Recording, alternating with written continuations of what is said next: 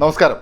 മലയാളത്തിൻ്റെ പ്രിയപ്പെട്ട മോഹൻലാൽ ആദ്യമായി സംവിധാനം ചെയ്ത് തിയേറ്റർ റിലീസായി വന്ന ബറോസ്, ക്രിസ്മസ് റിലീസായി വന്ന ഈ ചിത്രത്തെക്കുറിച്ചാണ് ഇന്നത്തെ വീഡിയോയിൽ നമ്മൾ മൺസൂൺ മീഡിയയിൽ സംസാരിക്കുന്നത്. സിനിമയുടെ വിശേഷങ്ങൾക്കൊപ്പം മറ്റ് ചില കാര്യങ്ങൾ കൂടെ പറയണമെന്ന് ആഗ്രഹിക്കുന്നു. താല്പര്യമുണ്ടെങ്കിൽ മാത്രം കേൾക്കാം. എന്തായാലും ആദ്യം സിനിമയെക്കുറിച്ച് തന്നെ സംസാരിക്കാം. ഏകദേശം 400 വർഷങ്ങൾക്ക് മുമ്പ് ഗോവ ഭരിച്ചിരുന്ന ഡിഗാമ തമ്പുരാൻ്റെ നിധി കാക്കുന്ന ആളാണ് ബറോസ്. കാലങ്ങളായി ആ നിധി കാക്കുന്നു. ഈ നിധികളുടെ അവകാശി വരുമ്പോൾ താക്കോൽ കൂട്ടങ്ങൾ ഏൽപ്പിച്ചാൽ മാത്രമേ ബറോസിന് മോക്ഷം ലഭിക്കുകയുള്ളൂ. ഇതാണ് കഥയുടെ ഒരു പശ്ചാത്തലം എന്നത്. കുട്ടികൾക്ക് വേണ്ടിയുള്ള സിനിമ എന്ന നിലയിലാണ് ബറോസ് വന്നിരിക്കുന്നത്. ടെക്നിക്കലി മികവുള്ള കാര്യങ്ങൾ സിനിമയിലുള്ളപ്പോഴും ആകർഷകമായ ഒരു കഥ, തിരക്കഥ എന്നതിലേക്ക് ലാൻഡ് ചെയ്യാൻ ചിത്രത്തിന് സാധിച്ചില്ല എന്നാണ് എനിക്ക് അനുഭവപ്പെട്ടത്. ഇത്രയും കാലം സിനിമയിലെ അനുഭവ സമ്പത്തുള്ള മലയാളത്തിൻ്റെ മുഖമായ മോഹൻലാൽ ആദ്യമായി സംവിധാനം ചെയ്യുന്നു എന്നതിൽ ഒരു പ്രതീക്ഷയുണ്ടായിരുന്നു. സിനിമയുടെ പ്രൊമോഷണൽ സംഭവങ്ങൾ അത്ര വലിയ പ്രതീക്ഷ നൽകിയിരുന്നില്ല എങ്കിൽ കൂടെയും മോഹൻലാൽ എങ്ങനെയാകും കുട്ടികൾക്ക് വേണ്ടി ഒരു കഥ പറയുക എന്നതിലൊരു പ്രതീക്ഷ. ഒരു മുതിർന്ന ആൾ എന്ന നിലയിലാണ് ഈ സിനിമയെ കണ്ടതും ഇപ്പോൾ സംസാരിക്കുന്നതും. ഞാൻ കുട്ടികളെയും കൂട്ടി പോയിരുന്നില്ല എന്നതുകൊണ്ട് തന്നെ അവർക്ക് വർക്കാവുമോ എന്ന ചോദ്യത്തിനുള്ള ഉത്തരം കൃത്യമായി എൻ്റെ അടുക്കലില്ല. നിധി കാക്കുന്ന ഭൂതം എന്നത് നമ്മുടെയൊക്കെ കുട്ടിക്കാലത്ത് കേട്ടിട്ടുള്ള കഥകളിലൊക്കെ ഉള്ളതുമാണ്.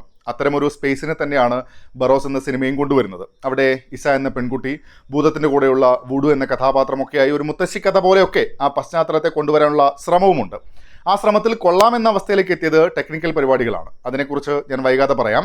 ഈ ഒരു പശ്ചാത്തലത്തിൽ നിന്നും കഥ വികസിക്കുമ്പോഴേക്കും മെല്ലെയാണ് സംഭവങ്ങളൊക്കെ വരുന്നതും കഥ മുന്നോട്ട് പോകുന്നതും. അതിൽ തന്നെ ശോകമായി വരുന്നത് സംഭാഷണങ്ങളാണ്.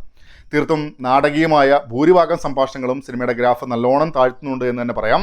ഇഷ്ടപ്പെട്ടതെന്ന് പറയാൻ ആകെയുള്ളത് അവസാന നിധിയെപ്പറ്റി ബറോസ് ഇസയോട് സംസാരിക്കുന്ന ഒരു കാര്യത്തിൽ മാത്രമാണ്. അല്ലാത്തിടത്തൊക്കെ അത്രത്തോളം നാടകീയത നിറഞ്ഞ ആർട്ടിഫിഷ്യലായിട്ട് തോന്നിക്കുന്ന സംഭാഷണങ്ങളായിരുന്നു.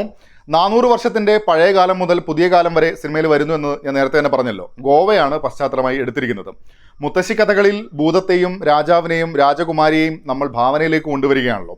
ബറോസിൽ മറ്റൊരു പ്രശ്നം തോന്നിയത് കഥയുടെ ഭാഗമായി വരുന്ന കൾച്ചർ എന്നതിലേക്ക് പ്രേക്ഷകനെ ഇന്നാക്കാൻ സാധിച്ചില്ല എന്നതാണ്. ഒരു ഇൻ്റർനാഷണൽ ഫീൽ കൊണ്ടുവരാനാകാൻ ചിലപ്പോൾ ഇങ്ങനൊരു പശ്ചാത്തലം ബിൽഡ് ചെയ്തെടുത്തത്. പക്ഷേ പ്രേക്ഷകൻ എന്ന നിലയിൽ ആ സ്പേസിലേക്ക് എത്താൻ സാധിക്കുന്നില്ല. അവിടെ ഒരു കഥ നടക്കുന്നു എന്നതിനപ്പുറം മറ്റൊന്നും തോന്നിയില്ല. പാട്ടുകളുടെ കാര്യത്തിൽ പ്ലേസ്മെൻറ്റ് തന്നെ അത്ര സ്മൂത്തായി തോന്നിയിട്ടില്ല. വരികൾ നോക്കിയാലും വരികൾ ഇങ്ങനെ എടുത്തു നിൽക്കുന്നു, അല്ലെങ്കിൽ ഇടയ്ക്ക് ഇങ്ങനെ പറയുന്നത് പോലെ മാത്രം അനുഭവപ്പെടുന്നു. മോഹൻലാലും കൂടെ പാടിയിട്ടുണ്ട്. ആർട്ട് വർക്കിൻ്റെ കാര്യത്തിൽ അതിന് ഡീറ്റെയിലിംഗ് കാര്യങ്ങളൊക്കെ ഉണ്ട് എങ്കിലും മൊത്തത്തിലൊരു ടൈറ്റ് ഫീലാണ് തോന്നിയത്. അതായത് കുറച്ച് സ്ഥലത്ത് കുറേ സംഭവങ്ങൾ കൊണ്ടുവരാൻ ശ്രമിച്ചു എന്നതുപോലെ ആക്ഷൻ സീക്വൻസുകളും അത്ര ഇംപ്രസീവായി അനുഭവപ്പെട്ടില്ല. ഇതിൽ വൂഡു എന്നൊരു കഥാപാത്രമുണ്ട്. ബറോസിൻ്റെ കൂടെ തന്നെയുള്ളൊരു കഥാപാത്രമാണ്. അതിനെ കൊണ്ടുവന്നത് ഗംഭീരമായിരുന്നു. CGI എടുത്തു പറയേണ്ടുന്ന ഒരു കാര്യം തന്നെയാണ്. ടെക്നിക്കലി ഈ സിനിമയുടെ പവർ എന്നത് ഈ ഒരു കഥാപാത്രത്തെ ഉടനീളം കൊണ്ടുപോയത് മാത്രം നോക്കിയാൽ മതി. പിന്നെ 3D ഗംഭീര 3D അനുഭവം സമ്മാനിക്കുന്ന സിനിമ എന്നും തോന്നിയില്ല. എങ്കിലും 3D വർക്കുകൾ നീറ്റായിരുന്നു. സന്തോഷ് ശിവനാണ് ചിത്രത്തിൻ്റെ ഛായാഗ്രഹണം നിർവഹിച്ചത്. മികച്ച കുറച്ച് പരിപാടികളൊക്കെ സ്ക്രീനിൽ കാണാനുമുണ്ട്. അപ്പോഴും നേരത്തെ പറഞ്ഞ സ്പേസ് അതാകെ കൺജസ്റ്റഡ് എന്നത് വിഷ്വൽ സാധ്യതകളെ ലിമിറ്റ് ചെയ്യുന്നു എന്നുപോലെയാണ് എനിക്ക് തോന്നിയത്. പശ്ചാത്തല സംഗീതം കൊള്ളാമെന്നാണ് എനിക്ക് തോന്നിയത്.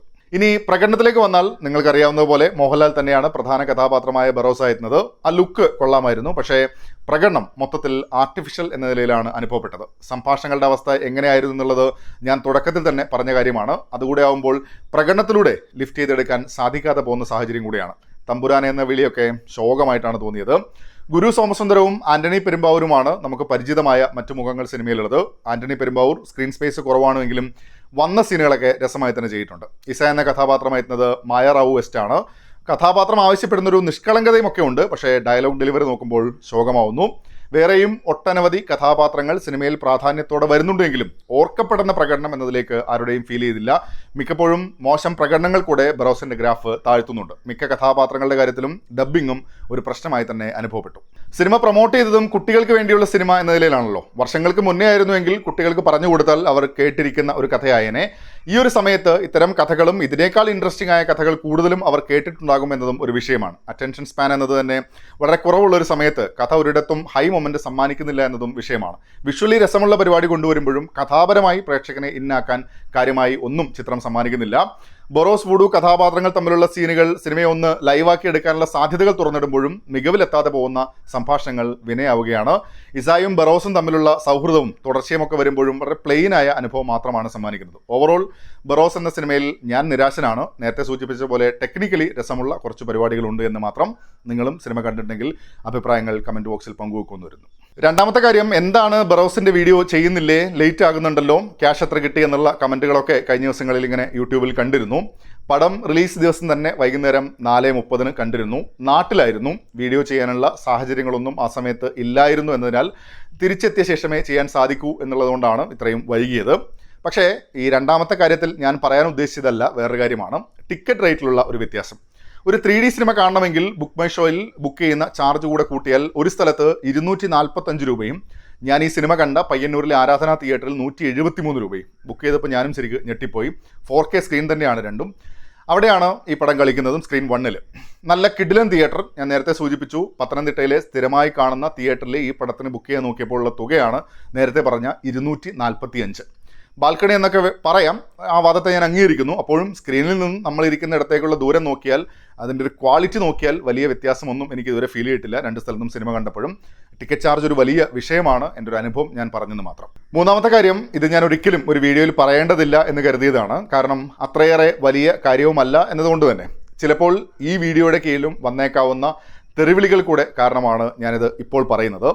മാളികപ്പുറം എന്ന സിനിമ ഇറങ്ങിയപ്പോൾ വീഡിയോ ചെയ്യാത്തതിന് വലിയ രീതിയിൽ എനിക്കെതിരെ തെറിവിളികളൊക്കെ ഉണ്ടായിരുന്നു. അച്ഛനും അമ്മയ്ക്കും നിരന്തരം പറഞ്ഞുകൊണ്ടിരുന്നപ്പോഴാണ് ഒരു കമൻറ്റിലൂടെ ഞാൻ എന്താണ് കാര്യം എന്നുള്ളത് ആ സമയത്ത് വിശദീകരിച്ചത്. അതും യൂട്യൂബിൽ തന്നെ. ഉണ്ണിമൂന്നൻ എന്ന വ്യക്തിക്ക് വർഷങ്ങൾക്ക് മുന്നേ ചെയ്ത ഒരു വീഡിയോയുടെ പേരിലുണ്ടായ ഒരു തെറ്റിദ്ധാരണ, അത് ഞാൻ തന്നെ അദ്ദേഹവുമായിട്ട് സംസാരിച്ച് വിശദീകരിച്ചതുമാണ്.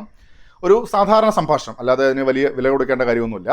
പിന്നെയും വർഷങ്ങൾക്ക് ശേഷം അന്നത്തെ അദ്ദേഹത്തിൻ്റെ തെറ്റിദ്ധാരണ മാറിയില്ല എന്നും എന്നെ വളരെ ദേഷ്യത്തോടെയാണ് കാണുന്നതെന്നും ഒരാൾ എന്നെപ്പറ്റി ചോദിച്ചാൽ മോശം വാക്കുകൾ തന്നെ എന്നെപ്പറ്റി പറയുകയും ചെയ്തു. ഇതെനിക്ക് നേരിട്ട് അനുഭവമുള്ളൊരു കാര്യമാണ്. അന്നെനിക്ക് വിഷമമുണ്ടായി സ്വാഭാവികമായിട്ട്. പിന്നെ അദ്ദേഹത്തിൻ്റെ പേരിൽ വരുന്ന സിനിമകൾ കാണാനൊരു മടി സ്വാഭാവികമായിട്ടുണ്ടായി. മാളികപ്പുറം എന്ന സിനിമയൊക്കെ ഇറങ്ങുന്നതിനും എത്രയോ മുന്നേ നടന്നൊരു സംഭവം കൂടെയാണ് എന്നുള്ളതോട് ഓർമ്മിപ്പിക്കുന്നു. എനിക്കുണ്ടായ വിഷമം അല്ലെങ്കിൽ സങ്കടം എന്നതിൽ ഒരു കാര്യവുമില്ല എന്ന് കരുതുന്നവർ ഈ വീഡിയോ കാണുന്നവരിൽ ഉണ്ടാകും. തീർച്ചയായും ഞാൻ അവരുടെ അഭിപ്രായത്തെ മാനിക്കുന്നു. ഇതിൻ്റെ പേരിൽ ഞാൻ ഒരു ഘട്ടത്തിൽ പോലും ഉണ്ണി മുകുന്ദൻ എന്ന വ്യക്തിയെ പരസ്യമായിട്ടോ രഹസ്യമായിട്ടോ എന്തെങ്കിലും മോശം പറയുന്നതിനൊന്നും ഞാൻ നിന്നിട്ടില്ല. അതെൻ്റെ ഒരു പരിപാടിയല്ല. അങ്ങനെയൊന്നും മനസ്സിൽ പോലും ഞാൻ കരുതിയിട്ടില്ല. ആ തെറ്റിദ്ധാരണ എന്നുള്ളത് ഇപ്പോഴും നിലനിൽക്കുന്നു. അതങ്ങനെ തന്നെ നിലനിൽക്കട്ടെ എന്ന് കരുതി ഒരിക്കൽ ഞാൻ തിരുത്താൻ ശ്രമിച്ചതാണ്. പക്ഷേ മാളികപ്പുറം ഇറങ്ങിയ സമയത്ത് നേരിട്ട സൈബർ അറ്റാക്ക് എന്നത് കഠിനമായിരുന്നു. എന്നെയും അച്ഛനെയും അമ്മയും ഒക്കെ അമ്മാതിരി തെറിവിളിയായിരുന്നു. അപ്പോഴാണ് ഞാൻ റിവ്യൂ വീഡിയോൻ്റെ താഴെ ഒരു കമൻ്റായിട്ട് ഈ കാര്യം പറഞ്ഞത്. ഇപ്പോഴും പബ്ലിക്കായി പറയേണ്ടതേ ഇല്ല എന്ന് ഞാൻ കരുതിയിരുന്നു. ഇതുമായി ബന്ധപ്പെട്ട മറ്റു കാര്യങ്ങളൊന്നും ഞാൻ പറയാൻ ആഗ്രഹിക്കുന്നില്ല. അല്പമെങ്കിലും തെറിവിളി കുറയാൻ കാരണമാകുമെങ്കിൽ ആയിക്കോട്ടെ എന്ന് കരുതി മാത്രം ചെയ്തതാണ്. നേരത്തെ പറഞ്ഞ തെറ്റിദ്ധാരണ മാറാൻ ഞാൻ വീണ്ടും ശ്രമിച്ചിരുന്നു എന്നതുകൂടെയുണ്ട്. പക്ഷേ എവിടെയും എത്തിയില്ല. അതുപോട്ടെ. അങ്ങനെ മാർക്കോ ഇറങ്ങി വലിയ വിജയമായി മാറുന്നു, മികച്ച കളക്ഷൻ നേടുന്നു. നല്ല കാര്യം തന്നെയാണ്. എനിക്ക് അദ്ദേഹത്തോട് അസൂയ ഉണ്ടാവേണ്ടതായിട്ടുള്ള കാര്യമോ വൈരാഗ്യം ഉണ്ടാകേണ്ടതായോ ഒരു കാര്യവും തന്നെയില്ല. ആ സിനിമയ്ക്കെതിരെയായിട്ടോ അല്ലെങ്കിൽ പോസിറ്റീവായിട്ടോ ഒന്നും ഞാൻ എവിടെയും സംസാരിച്ചിട്ടുമില്ല. പക്ഷേ വീണ്ടും അമ്മയ്ക്കും അച്ഛനും അടക്കം തെറിവിളികൾ കേൾക്കുമ്പോൾ എനിക്ക് തന്നെ മനസ്സിലാകുന്നില്ല ഞാൻ ഈ വ്യക്തിക്കെതിരെയോ സിനിമയ്ക്കെതിരെയോ എന്തെങ്കിലും ചെയ്തിട്ടുണ്ടോ എന്നുള്ളത്. അദ്ദേഹത്തിൻ്റെ രാഷ്ട്രീയത്തോടുള്ള വിരോധമാണെന്ന് കമൻറ്റ് പറയുന്നവരോട് അതിനപ്പുറം രാഷ്ട്രീയം പറഞ്ഞവരുടെ സിനിമകൾ കണ്ടിട്ടും വീഡിയോ ചെയ്തിട്ടും ഒക്കെ ഉണ്ട്.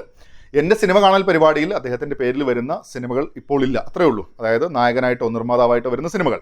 ഭാവിയിൽ ചിലപ്പോൾ മാറ്റം ഉണ്ടായേക്കാം എന്തെങ്കിലും സംഭവിച്ചാൽ. മനുഷ്യരുടെ കാര്യമല്ലേ. എൻ്റെ അച്ഛനും അമ്മയും യൂട്യൂബ് പോയിട്ട് സ്മാർട്ട് ഫോൺ പോലും ഉപയോഗിക്കുന്നവരല്ല. എൻ്റെ വീഡിയോ തന്നെ കാണാറില്ല. ആയതിനാൽ ഈ തെറിവിളികൾ അവർ കാണുന്നുണ്ടാവില്ല. അപ്പോഴും ഞാൻ കാണുന്നുണ്ടല്ലോ.